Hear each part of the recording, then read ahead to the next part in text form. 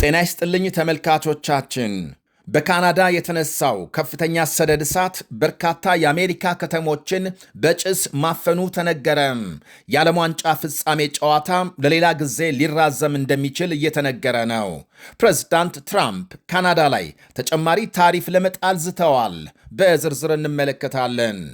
አሜሪካም ለሰባተኛ ቀን በኢራን መጠነ ሰፊ ድብደባ መፈጸሟ ሲነገር ኢራን በጎረቤት ሀገሮች ባደረሰችው ድብደባ በኩዌትና ባህሬን ሰፊ መሠረተ ልማቶች መውደማቸው ታውቋል።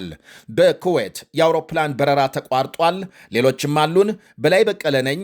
አብራችሁን እንድትቆዩ ጋብዛለሁ።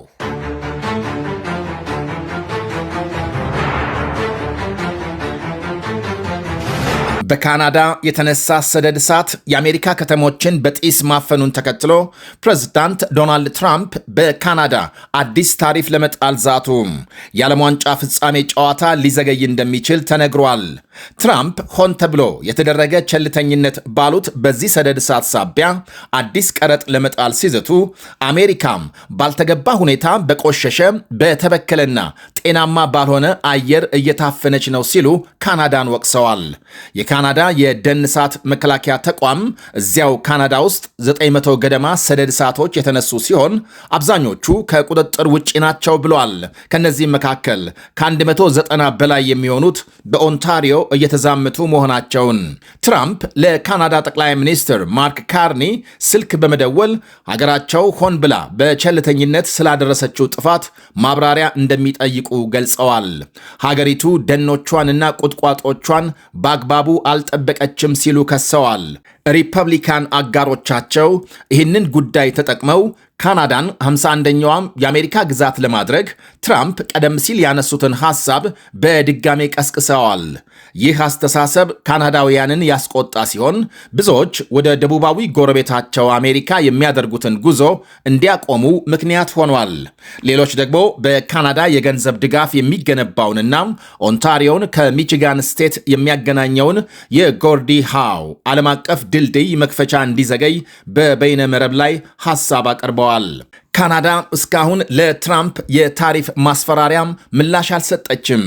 ነገር ግን ጠቅላይ ሚኒስትር ካርኒ ቀደም ሲል የአየር ንብረት ለውጥን መዋጋት የሁለቱም ሀገራት ኃላፊነት መሆኑን ገልጸዋል። ባለፈው ዓመት በንግድ ውዝግብ ሳቢያም በአሜሪካና ካናዳ መካከል ያለው ግንኙነት አልፎ አልፎ ውጥረት ነግሶበት ቆይቷል። ትራምፕ ከአሜሪካ ጋር ለብዙ አስርት ዓመታት ነፃ ንግድ በነበራት ካናዳ ላይ ታሪፍ የጣሉ ሲሆን ሁለቱ ሀገሮች እስካሁን የንግድ ስምምነት ላይ አልደረሱም። አሁን በተከሰተው እሳት በካናዳ ወደ 3 ሚሊዮን ሄክታር የሚጠጋ መሬት በሰደድ እሳቱ መውደሙ ይነገራል። እሳቱ ያሳደረው ተጽዕኖ ሰፊ ሲሆን ጥቅጥቅ ያለ የጭስ ክምችት ከሚኒሶታና ሚቺጋን እስከ ፔንሲልቫኒያ፣ ኦሃዮና ኒውዮርክ ባሉ የአሜሪካ ግዛቶች ተሰራጭቷል። በአብዛኛው የቀጠናው ክፍሎች አደገኛ የአየር ጥራት ማስጠንቀቂያዎች የተሰጡ ሲሆን ይህም ለብዙ ለአደባባይ ዝግጅቶች መሰረዝ ምክንያት ሆኗል። የስዊዘርላንድ አየር ጥራት ተከታታይ ተቋም በዲትሮይት ያለው የአየር ጥራት በዓለም ላይ የከፋ ሲሆን ቺካጎ፣ ዋሽንግተን ዲሲ እና ኒውዮርክ በሰባተኛ ደረጃ ላይ ተቀምጠዋል። ለካናዳ ባለሥልጣናት በተጻፈ ግልጽ ደብዳቤ የአሜሪካ ሕግ አውጪዎች ትዕግስታቸው ማለቁን ገልጸዋል። በድርጊት ምትክ ይቅርታን መቀበል አቁመናል ያሉ ሲሆን ካናዳ እርምጃ መውሰድ ካልቻለች አሜሪካ ድንበር ተሻጋሪ የሰደድ እሳት መከላከል ስራዎች ላይ ቀጥተኛ ተሳትፎ ልታደርግ እንደምትችል አመልክተዋል።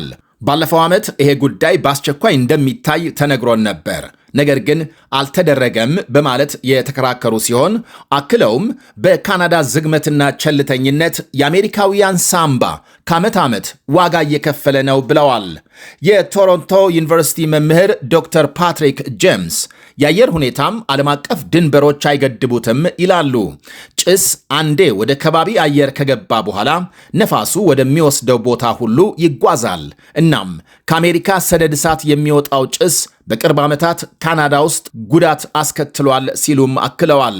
ባለሙያዎች እንደሚሉት አብዛኛው አሁን የተነሳው ሰደድ እሳት እየተቃጠለ ያለው በካናዳ ሰፊና ርቀው በሚገኙ ደኖች ውስጥ በመሆኑ እሳቱን ከመስፋፋት ወይም ደግሞ ከመስፋፋቱ በፊት ለመለየት ወይም ለመቆጣጠር አስቸጋሪ አድርጎታል። በካናዳ ሰደድ እሳት በጣም የተለመደ ቢሆንም በቅርብ ሳምንታት ውስጥ ግን የተቀሰቀሰው እሳት በከፍተኛ ፍጥነት ጨምረዋል። በአሜሪካና በካናዳ የሚገኙ ባለሙያዎች እንደሚስማሙት ይሄ ሊሆን የቻለው በሰኔ ወር መገባደጃ ላይ በሰሜናዊ ኦንታሪዮ በቆየው ከፍተኛ ሙቀትና ከአማካይ በታች በሆነው የዝናብ መጠን ምክንያት ነው። ሳይንቲስቶች እንደሚሉትም ከጊዜ ወደ ጊዜ እየበረታ የመጣው የሰደድ እሳት በከፊል በዓለም የአየር ንብረት ለውጥ ምክንያት የመጣ ሲሆን ይህም እሳት በቀላሉ እንዲስፋፋ የሚያደርግ ይበልጥ ሞቃታማና ደረቅ ሁኔታዎችን እየፈጠረ ነው። አንዳንድ ጊዜ ደግሞ እሳት በመብረቅ ምክንያትም ይነሳል። ከ150 በላይ የእሳት አደጋ ቡድኖች ከ80 በላይ የውሃ አውሮፕላኖችና ሄሊኮፕተሮች ጋር በመሆን እሳቱን ለመከላከል እየጣሩ መሆናቸውን ባለሥልጣናት ገልጸዋል።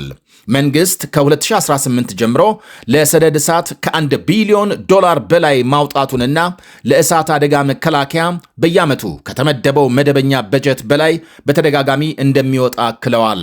በኒውዮርክ ከተማ የሚገኙት ኢምፓየር ስቴት ሕንፃና የነፃነት ሐውልትን ጨምሮ የካናዳው ጢስ እይታዎችን መጋረዱ ተነግሯል።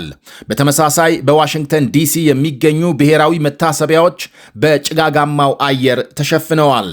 ጭሱን ወደ ውስጥ በመተንፈስ ከሚመጣው የጤና ጉዳት የተነሳ ሰዎች በቤት ውስጥ እንዲቆዩ ባለሥልጣናት አሳስበዋል። ከቺካጎና ዲትሮይት እስከ ፔንሲልቫኒያ፣ ኒው ኢንግላንድ ድረስ ባሉ የአሜሪካ ሰሜናዊ አካባቢዎች የውጭ እንቅስቃሴዎች እንዲሰረዙ ተደርጓል። የበጋ ካምፖች ወደ ቤት ውስጥ እንዲዛወሩ ሲደረግ፣ የሙዚቃ ኮንሰርቶች ወደ ሌላ ጊዜ ተዛውረዋል። እንዲሁም በአንድ ታዋቂ ሐይቅ ላይ የሚገኝ ቢያንስ አንድ የባህር ዳርቻ ተዘግቷል። ደካማ የአየር ጥራት በአንዳንድ አካባቢዎች የአየር ጉዞንም የጎዳ ሲሆን በአውሮፕላን ማረፊያዎች ያለው ዝቅተኛ የእይታ ሁኔታ የበረራ መዘግየቶችን አስከትሏል። ይሄ መጥፎ የአየር ሁኔታ በአርጀንቲናና በስፔን መካከል በኒው ጀርሲ በሚገኘውና ትራምፕ እንደሚታደሙበት በሚጠበቀው ሜት ላይፍ ስታዲየም በሚካሄደው የዓለም ዋንጫ ፍጻሜ ጨዋታ ላይ ስጋትን ፈጥሯል። የዋይት ሃውስ የዓለም ዋንጫ ግብረ ኃይል ኃላፊ አንድሪው ጁሊያን እንዲሁም ደግሞ ሌሎችም ከፊፋ ባለሥልጣናትና የሰደድ እሳቱን ሁኔታ ከሚከታተሉት ሌሎች አካላት ጋር መደበኛ ያልሆኑ ስብሰባዎችን እያካሄዱ ሲሆን ሆኖም እስካሁን ምንም አይነት ውሳኔ አልተደረሰም። የአየር ሁኔታ ትንበያ ባለሙያዎች ሁለቱ ቡድኖች ወደ ሜዳ ከመግባታቸው በፊት በሳምንቱ መጨረሻ በአካባቢው የሚጥለው ዝናብ ሁኔታዎችን ያሻሽላል ብለው ያምናሉ። ሁኔታዎች የማይሻሻሉ ከሆነ ጨዋታው ለሌላ ጊዜ ሊራዘም እንደሚችል ተመልክቷል። የአሜሪካ ጥቃት ተባብሶ ሲቀጥል ኢራን በበኩሏም በባህሬንና ኩዌት ከፍተኛ ድብደባ መፈጸሟ ይነገራል። በባህሬን የአሜሪካ አየር ኃይል ጣቢያ የኢራን ጦር ጥቃት መፈጸሙን ያስታወቀ ሲሆን የአውሮፕላን መጠለያ ስፍራዎች፣ የነዳጅ ማጠራቀሚያና ሌሎች ኢላማዎች መምታቱን አመልክቷል። በኩዌት በተመሳሳይ የኢራን ጦር ግዙፍ የኤሌክትሪክ ማመንጫ ጣቢያ መምታቱን ተከትሎ እሳት መነሳቱን ዘገቦች አመልክተዋል። በርካታ የኃይል ማመንጫ ክፍሎች መውደማቸውን እንዲሁም የኩዌት አየር መንገድ የኢራን ጥቃት መጠናከሩን ተከትሎ በርካታ በረራዎች መሰረዙ ታውቋል። ኢራን ለአሜሪካ ጥቃት ምላሽ በቀጠናው ሀገሮች ላይ ጥቃት አጠናክራ መቀጠሏ ግጭቱን በመካከለኛው ምስራቅ ለማስፋፋት ያላትን ፍላጎት ያሳያል ይላሉ ተንታኞች። እስካሁን ከጎረቤት አልፋ ጠላቴ በምትላት እስራኤል ላይ ምንም አይነት ጥቃት አለማድረሷ ሲነገር፣ እስራኤልም ከኢራን ለሚሰነዘር ጥቃት ምላሽ ለመስጠት በተጠንቀቅ መቆሟ ተመልክቷል። አሜሪካም ለሰባተኛ ተከታታይ ቀን ኢራንን ስትደበድብ ማደሯ ይነገራል። በዚህኛው ድብደባም የኢራን ወታደራዊ የቅኝት ጣቢያዎችን፣ የጦር መሳሪያ ማከማቻዎችና ሌሎች መሠረተ ልማቶች መምታቱን የአሜሪካ ማዕከላዊ እዝ ገልጧል።